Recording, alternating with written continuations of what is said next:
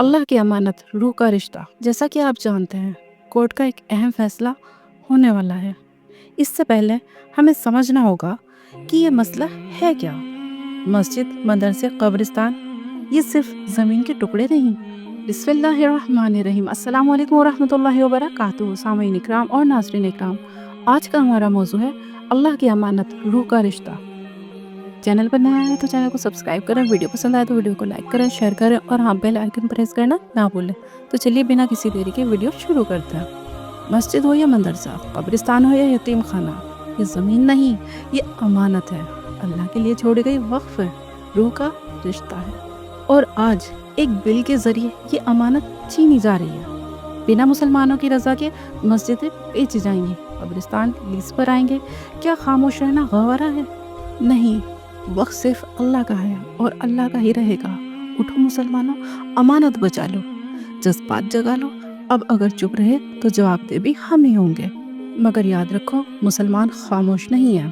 کئی شہروں میں آواز اٹھ چکی ہے، عورتیں، مرد، نوجوان سب سامنے آ رہے ہیں، مسلم لیڈرز بھی بول رہے ہیں، امت جاگ رہی ہے اور اب رکنا نہیں ہے۔ جیسا کہ آپ جانتے ہیں، مسجد، مدرسے، قبرستان، یہ صرف زمین کے ٹکڑے نہیں، یہ اللہ کے نام پر وقف کی گئی امانت ہے۔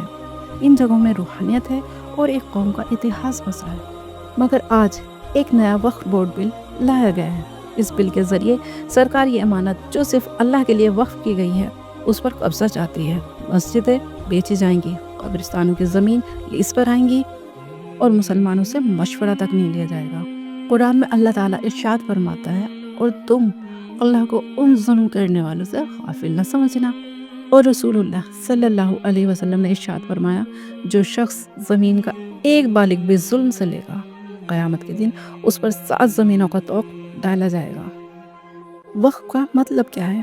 کسی چیز کو اللہ کے لیے چھوڑ دینا۔ مسجد، مدرسہ، قبرستان یا یتیموں کا سہارا، یہ مال، یہ زمین امانت نہ کسی شخص کی ہے نہ کسی سرکار کی، یہ مسلمانوں کی امانت ہے جو صرف اللہ کے لیے چھوڑی گئی ہے۔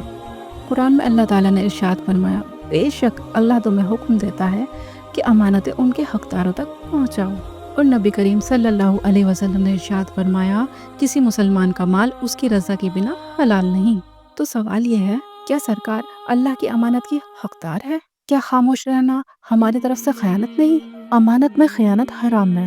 اگر یہ بل پاس ہوتا ہے تو قبرستان اور مدرسے رہتی زمین بن جائیں گی، وقف بزنس اور پولیٹکس کا حصہ بنے گا، اور مسلمان اپنی دینی پہچان، عبادت گاہ اور اپنی عظیم امانت کھو دیں گے۔